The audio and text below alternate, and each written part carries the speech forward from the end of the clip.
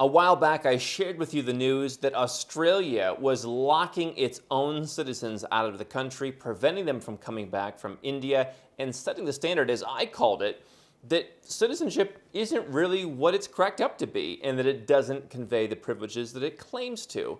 Well, many of you responded, and I'm going to share the good, the bad, and the ugly. You're going to like this. It's coming up right now.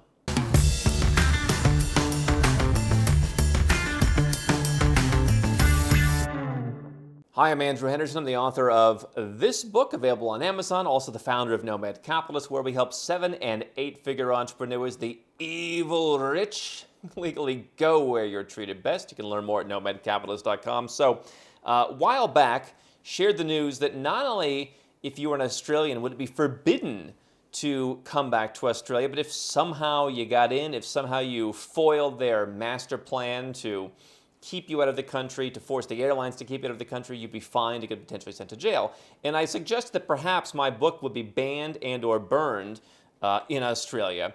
And a lot of good comments came in, but a number of bad comments, including many from Australians, came in that really make me question the direction of where Australia is going. Oh, who am I kidding? We know the direction Australia is going. It's been heading towards a fascist police state for some time. Now, if you're living in Australia and you hear that, yeah, I don't really like what he's saying, that's okay. Listen, we here talk to people who are living in their Western countries. We call them legacy brand countries because, hey, they once stood for something great. They once made it easy to do business. And, hey, they still have some good things about them. No place is perfect, and no place just has, a barren wasteland. But the reality is, as an American, as someone who's born in the United States, as a former U.S. citizen, but I went to Australia, the last time was about 4 years ago, and I was shocked, of course, by how expensive everything was. I don't smoke, but you want to buy cigarettes, you want to buy alcohol, you want to do practically anything. It is, in terms of a free country, highly regulated, lots of taxes on different things, and missing some of the freedoms that even the U.S. had in terms of, hey, I don't want to go through this scanner at the airport. Well, then you have to fly tomorrow. Really just felt turned off. Now, I get it. You like the beaches and you like the avo toast and you like the vibe and, everyone's kind of good vibes. Hey, man, I'm all for it. But, I look at the perspective of Australians being locked out of their own country. What is the value of citizenship? To which Demi replied, you missed the reason. I think you missed a T, Demi. I got a lot of comments like this from people who said, you don't understand. Here's what I do understand. I've been a lifelong entrepreneur. And from time to time, I've had to work with various people who've done freelance work, which we generally try and avoid now. We try and bring things in-house. I've had to work with people with more corporate backgrounds. Heaven forbid, I've had to work with corporate hotels run by people where it takes them 6 weeks to send you a PDF menu. So much red tape. And you know what I've learned? People like that who don't get anything done, people who literally they need to have 19 team members spend 6 weeks to send one PDF that I could send to you in 3 minutes from my phone while I'm having dinner, having a conversation with someone. Those people like to talk about how you don't understand the reason. They like to talk about, we want to do things properly. It's always about proper and reasons and you don't understand. It's a lot of shaming and manipulation and lecturing and gaslighting and all of that. I didn't miss the reason.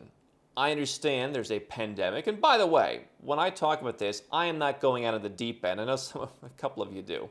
I'm not going out the deep end that, there's no such thing as COVID. What I am saying is, listen, if you get to suspend the basic concept of citizenship, which is defined by the United Nations, not exactly some libertarian crackpot organization, the benefit of that is you can leave your country whenever you want and you can come back to your country whenever you want. That is the premise of citizenship.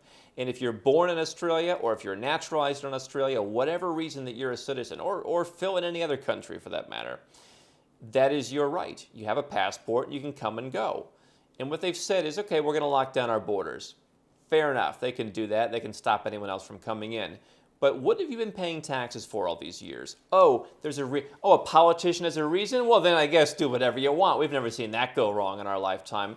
The difference is that people like Demi, this is the reason that I like. If you watch the comedian Bill Burr, a little bit too dark for me at times, but Bill Burr makes some good points. He says, I tell jokes, and some of his jokes are indeed pretty dark. He says, people sit there at a club and they laugh the whole time, but I say something that speaks about their group, and suddenly they're up in arms and they're offended. They didn't mind all the other groups being offended, and so you have people like Demi for whom, this is a good reason, right? Other people mentioned, they said, John mentioned, you don't understand, Andrew, this is only temporary. Temporary? You mean like the temporary security measures after 9/11? It's 20 years. They've only gotten worse. Dan says, here's Dan, I've been stuck in India since March of 2020. It's almost June 2021 now. Australia will not let us come back, and the sick public loves it, like Demi. There's no government in Australia, just a transactional authority. Hard to believe this is happening. Hard to believe that here's a guy who, theoretically, up until a year and 4 months ago, was living in his country, left, was paying taxes, was paying through the wazoo. You've seen the taxes in Australia. Now the government just hangs him out to rot. It's transactional. As long as as he says, sick public agrees, it is basically the tyranny of the majority, because all the people down, bathing in brine water off the coast on their surfboards, eating their avo toast, don't care about Dan, so therefore it's okay. John Smith says, clickbait, clickbait. I always as if some guy with like $20 million income is going on, I'm going to bring attention to this clickbait. This is simply a public health measure. So again, forgive me, I'm just a simpleton. To protect the majority, yeah, it won't last, and is reasonable, according to John Smith. It's reasonable according to a guy who can't even use his real name to comment on YouTube. To prevent travel in this exceptional time. Listen, a lot of exceptional times out there. A lot of exceptional times. This is no doubt an exceptional time. Once you start saying things are exceptional times, it's all, take it from someone who has a team, who has a company, and who has people working for him, If everything was allowed to be an exception or exceptional or this, you'd never run out of exceptions. Frank says, I'm of the generation that remembers when the U.S. did rescue its citizens from many countries, because what I had said was the value of citizenship has been declining, in that not only do they not let you back in, but what they also don't do is they don't come and help you, which is what the perception is. If I get stuck somewhere else in a war zone or in a typhoon or whatever, my government will come. And that's what I'm paying for. They don't do that. I mean, a few, but the U.S. doesn't do that. When I gave up my U.S. citizenship, I had an older gentleman say, what happens when you get stuck in the Vietnam War and they're not going to send a helicopter for you anymore? I said, they're not doing that now. Frank says, I'm from the generation that remembers. I was personally airlifted from Pakistan during the Indo-Pakistani War. Okay. He said, everything has changed. Kevin says, I love your content, and I'll get hate for this, but if we, Aussies, don't close our borders, as in surf borders, BOARDERS, off, we will end up like the USA and the UK, other fascist police states. Death everywhere. Actually, I kind of like the UK, but okay. Death everywhere, shut down and locked up by our government. We had less than, my grandmother would say fewer than, always say fewer than, 1,000 deaths due to COVID, due to the government stepping in. Oh, Kevin, if you believe the government has helped anything, I don't know if we can agree on much. So I guess anytime something comes up, you'll just shut down because the government's going to save you. Benjamin says, when the government breaks the law during an emergency, it will create an emergency to break the law. Living in Australia, here's another gentleman who commented. Living in Australia 40 plus years, I can honestly say that they are the most two-faced. It is the most two-faced country I've lived in. Aussies have such a short memory these days. So does everybody. And that's the problem. That's why we say go where you're treated best. And people say, well, what if I have to go somewhere else 30 years from now because the new place, stinks? Then I guess you have to go somewhere else. What, do you want to sit and be miserable? Andrew, what if I get married and my, 12 years from now, my wife beats me with a baseball bat while I sleep? How can I go on with my life? I mean, what should I do? I don't know. You go out and find someone else, or you go out and be alone, or you go out and do, just stick around and get beaten with a bat. You go somewhere else. the most two-faced country that he has lived in. And yeah, people have short memories. I mean, politicians play on that. Literally, in some things, they have short memories from Friday to Monday. Another gentleman comments, yep, Australia has abandoned me, and so I am abandoning them. Now, they have a hard time taking that, and they're making it harder by the year, these countries, to do that. Paid way too much in tax, and now they're making it worse. Stupid, short-sighted policymakers, which is true, right? I mean, the government has to pander to the majority. The majority is, by definition, average, or even below average. So the government has to pander to average people who aren't successful, don't really want to be successful, coast through life. Perhaps they work hard at their jobs, but they're just kind of coasting through. Life washes over them as a tidal wave, like a tidal wave. They're not traveling the world. They're not paying attention to what's happening in some other place, perhaps not even in other cities in their own country. And so that's who the government panders to. Stefan says, when paying taxes, this is interesting, citizens should receive shares in the infrastructure of the country, and they should be able to sell those shares if they leave. Interesting point. But what we're seeing here is you've been paying all these taxes. There's an argument. I mean, a great book I read many years ago, The Geography of Bliss. And the guy went to, I believe it was Qatar. He was studying happiness in all the countries around the world. And he went to Qatar. And he made this comment, kind of jokingly, where, hey, no income tax, you don't get to go and, do the theoretical, the old school thing where you poke the public servant or you poke the government worker and I pay your salary, buddy. Not here you don't.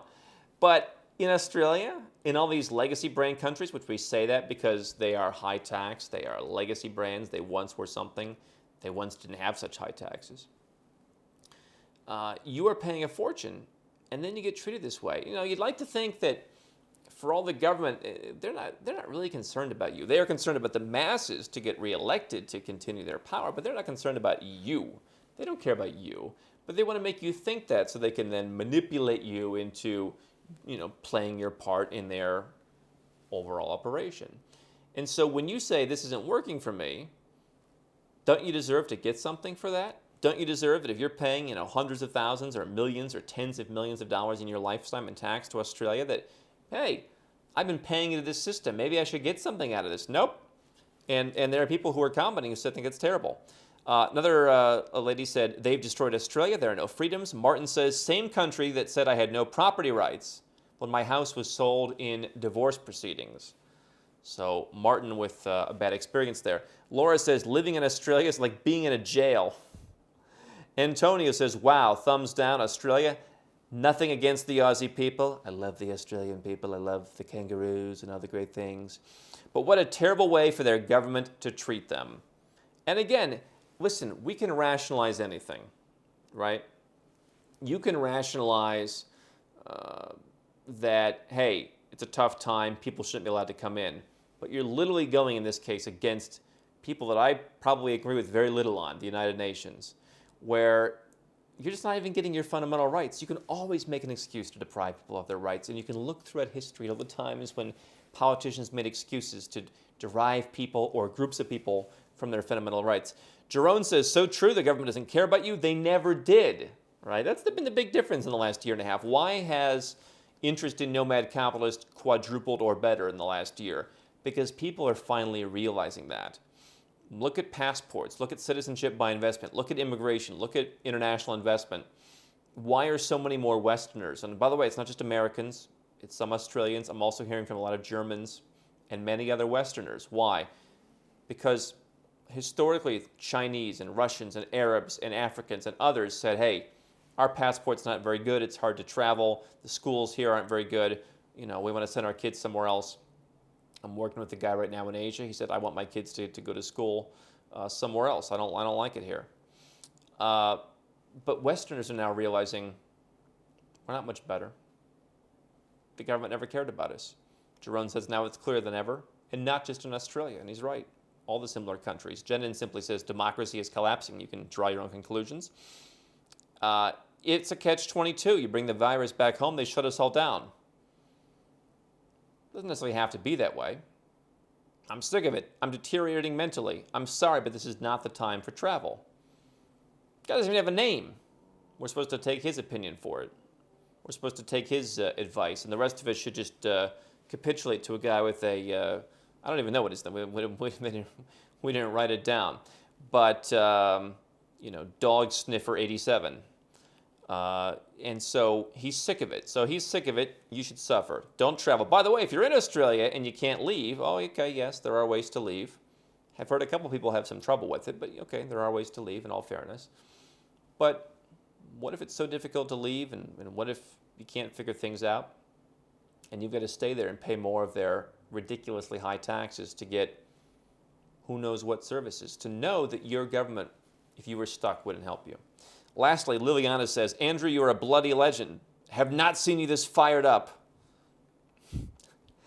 Please keep the great content coming. You have recently inspired us to start looking at options of escaping the legacy brain countries and to go where we're treated best. Hoping to complete the process in the next 6 months. I listen to your channel daily, as most people in my life are still so ignorant or in denial and still think that being Australian is the luckiest thing that could ever happen to a human being.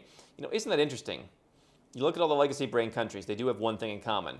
The best thing that could have happened to them in their entire life, the greatest fortune that could have befallen them was being American. Or is it being Australian? Or is it being British or Irish? Or I can't even keep track. Amazing how all these people are so lucky. And isn't it amazing how, Australians, what are you like, 0.02% of the whole world's population? Amazing how you were one of the 0.02%. Maybe the issue is you think that because you went to the public schools and they told you, I pledge allegiance to Australia. Maybe that's what convinced you. Maybe you're not the luckiest, or maybe we all just get to have an opinion.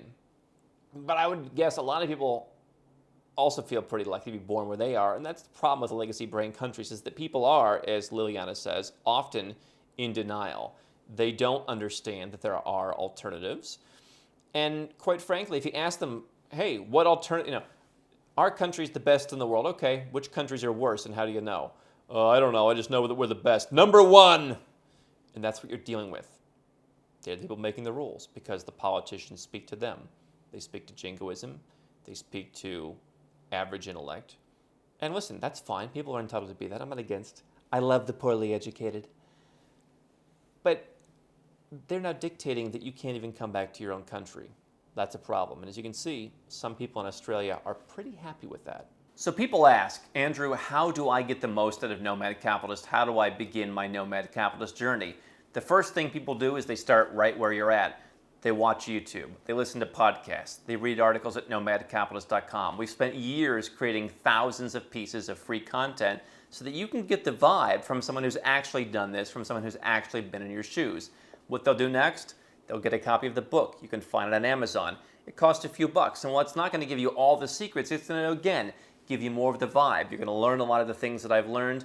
You're going to learn some strategies you can employ, and you're going to get a lot further in your journey.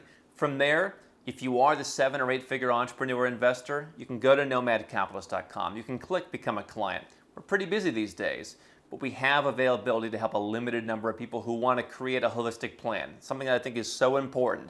So if you want to do that, go to nomadcapitalist.com, click Become a Client, learn more about how it works and how we can help you.